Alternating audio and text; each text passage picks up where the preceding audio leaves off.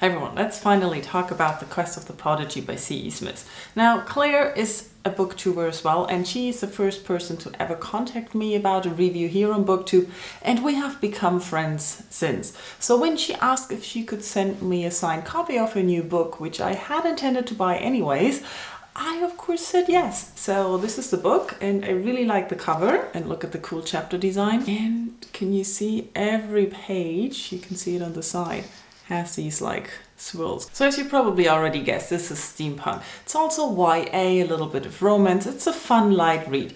Claire says it's meant to be a fast-paced read.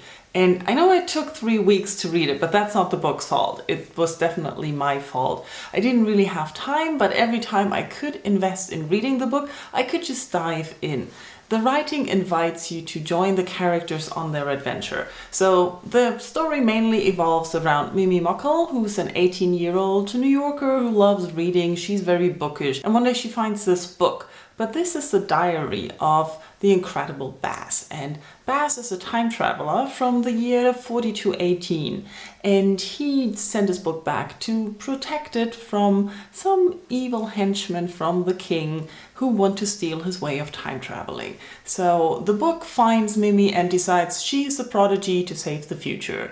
And Baz is like, why her? She doesn't look like a prodigy, but he takes her along and her little brother as well. So they start on this adventure, and of course we need to teach Mimi something to be a prodigy. And what better to fight evil kings with than with alchemy? So they travel to the year 3000 to start her training as a prodigy. As you already noticed, there's a lot of jumping around. There's a lot of time travel in this novel. There's a lot of steampunk. There is a lot of future and past. It's a little bit dystopian. There's war, there's romance. It's a little bit of everything, and it can sound a little bit overwhelming. And I do admit at some points it's not all exactly clear how what happened leads to what. So for example, the year 4218 consists of two courts. We have the king and the queen, and they're fighting each other.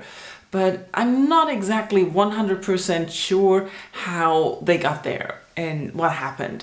And it's very interesting how the world looks. That's what I really liked. I'm not really sure I got how it got there, but it's the beginning of a series, so I hope Claire writes more and we get more of the world and more explanation for what is going on. Looking at the characters, Mimi as a bookish person is very different. She's not clearly only one thing. In the beginning, I thought always when she did something that was truly out of character, I was like, no, that's not possible. That's not her character. But then I thought about it and I started to really like this because people are not just one thing.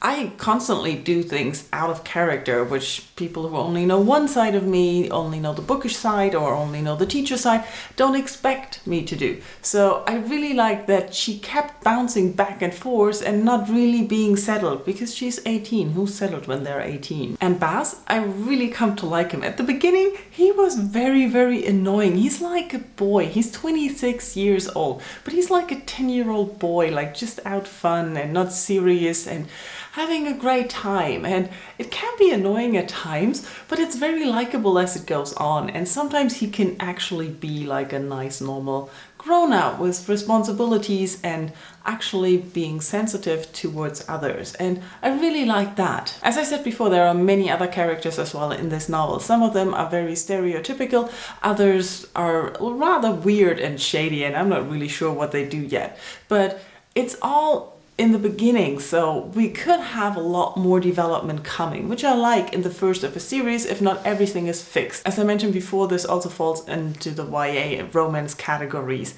So there are some typical tropes for those genres that you can expect to see here as well. One other thing that I should mention that hindered the reading experience a little bit was that the editing process was not perfect.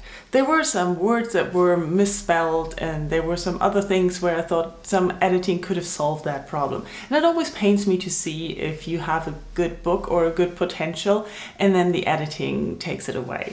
And yeah, it was not that much that you cannot enjoy the book, but it was enough to notice it. Overall, I would say this is a nice, fun read. It's a nice adventure, it's time travel, it's steampunk, it's romance, it's a lot of good things. So if you really like all of these things, I would suggest picking up The Quest of the Prodigy by C.E. Smith. Thank you all for watching, and I'll talk to you soon. Bye bye.